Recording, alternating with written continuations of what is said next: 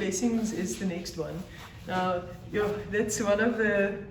It's really so beautiful. So there's a local Orthodox Rabbi Yaakov, and I never had the privilege to meet him, but if I hear the stories, anybody that speaks about him like gets tears in their eyes. But our office was still there where you mentioned, where it was earlier, close to the Russian compound. Oh yes, that's a beautiful building. Maya Sharim, I think is the area's name, but it's a very Orthodox community. But yes. The offices were there, and it's a completely closed off community. They're very strict with what you wear and so forth. Even if you're a tourist walking past, they will ask you, please, you don't fit here, don't come here. So Rabbi Yaakov walked past our office one time, and it said Christian Friends of Israel, and he said, I didn't know that we had any, but Israel actually has any Christians that are their friends. And he knocked on the door, and he's like, I want to hear more.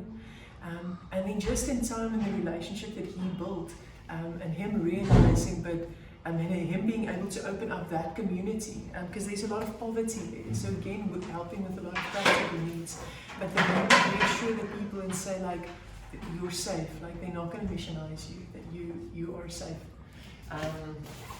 So that is part of it. So more poverty communities. Then forsake them not is with the Holocaust survivors. So you will see on here, Tanya has been with us for 22 years, and Olga has been with us for 12 years. And so I mentioned a few times now with sharing with Holocaust survivors. So after that initial time I've never met a Holocaust survivor to meeting hundreds. So it's such a beautiful project, and so we have there was 15,000 Holocaust survivors that were in the ghettos, not family of Holocaust survivors, but they themselves were in the ghettos. So there's been such a beautiful opportunity to reach out to them and to visit them and sit with them. And the older they get, Sharon was sharing the other day, the older they get, the more they actually want to speak about their experiences. And of course, these weekly, some of them passing away, they'll have appointments with them, and when they arrive there, there's a funeral going and things. So it is like their last times. But they when they visit them, they'll take a photo, develop the photo, write a letter for them, give them the photo, have scriptures that they would laminate, really giving them practical, physical things to remember as well. There's so much value that the people then have on that. That remains very much on our hearts. Then Hope for the Future focuses specifically on the Ethiopian community that made up, and the Ethiopians, many of the Ethiopians that also come out of a lot of poverty, of course. So they don't have skills, they can't speak the language, they can only speak Amharic. And many of the Ethiopians that came actually walked all the way from Ethiopia to Israel. There was different, I think this was called, I have to just double check, was like called Project Moses, the ones that walked. But then there was also Project Solomon, where Israel flew in a lot of Ethiopians.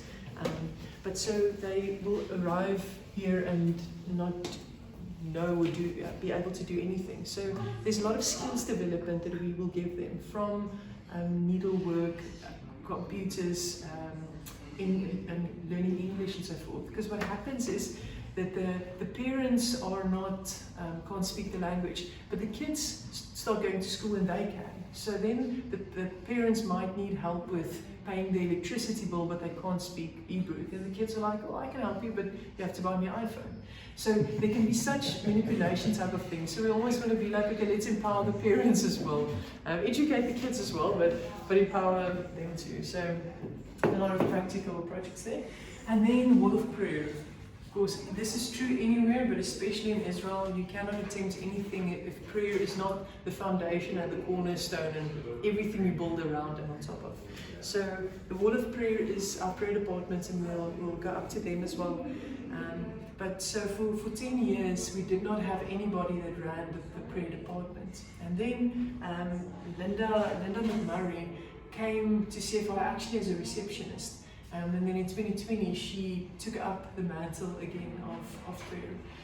And then at some stage, so just regarding the prayer, they will, of course, pray in person, but they'll have online Zoom prayers, weekly praying for the war, go on prayer conferences and prayer tours and so forth. But so when she felt the Lord calling her to go back to the States, she was just like, Lord, but I need somebody in my place. And she was actually one day in the north on a bus, and as she's on this bus, a lady comes onto the bus, and the Lord highlights this lady, and she just knew, like, I think the Lord is calling her. So her name's Susie. So she goes and sits behind Linda, and Linda's thinking, how will I engage with her?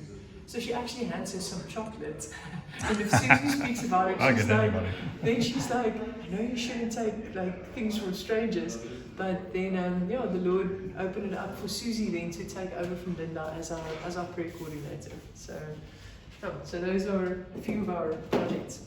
All right, stay tuned for part 3.